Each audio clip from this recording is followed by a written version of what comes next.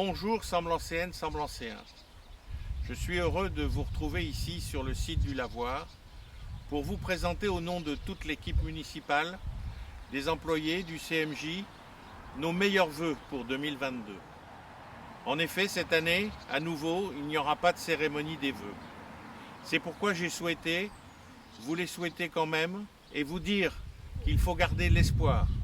Dans cette situation difficile où nous sommes en ce moment, depuis 2 ans, nous combattons une pandémie et nous devons faire face et nous adapter. Je sais que pour bon nombre d'entre nous, c'est compliqué. On voit bien que les esprits sont bouleversés et que les gens sont plus irritables qu'ils ne l'étaient avant. Mais il faut garder confiance parce que forcément, on sortira de cette pandémie un jour. Et c'est justement parce qu'on va se serrer les coudes, parce qu'on va faire ensemble attention, que nous pourrons reprendre un jour une vie normale. Et c'est en ça qu'il faut croire. Nous avons pu continuer avec la situation à faire des chantiers sur notre commune. Et en particulier ce lavoir qui aujourd'hui rend bien sa mission et les gens se retrouvent ici, partagent en tout cas de loin, mais en tout cas se promènent et ont un espace de convivialité pour se promener. Mais d'autres chantiers ont été faits également durant l'année. Mais ça c'est déjà 2021.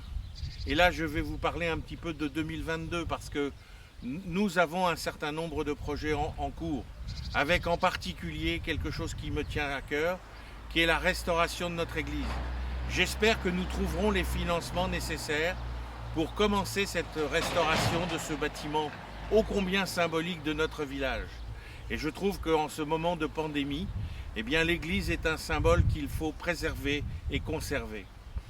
Il y aura bien entendu d'autres projets qui vont être menés, de la voirie, puisque nous n'arrêtons pas d'en faire, et je sais qu'il faudrait en faire encore plus, mais c'est un élément qui coûte assez cher et que nous devons réaliser au fur et à mesure.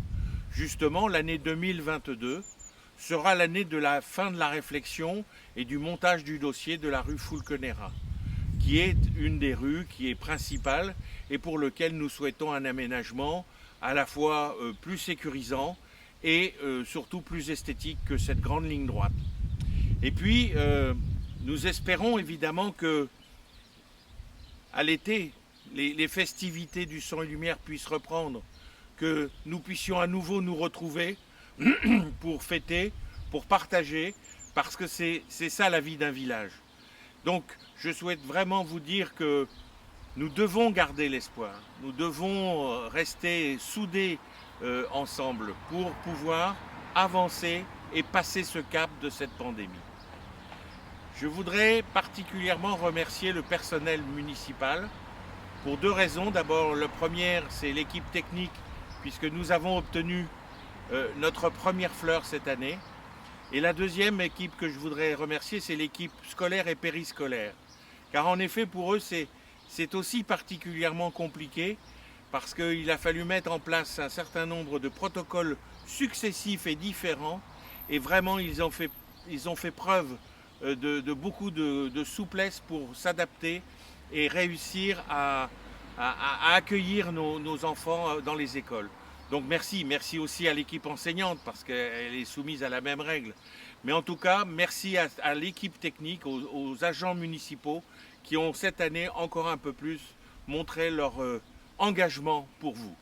Je vous souhaite donc, au nom de toute l'équipe municipale, au nom du CMJ, au nom des salariés et des employés de la mairie, je vous souhaite une excellente, la meilleure possible année 2022.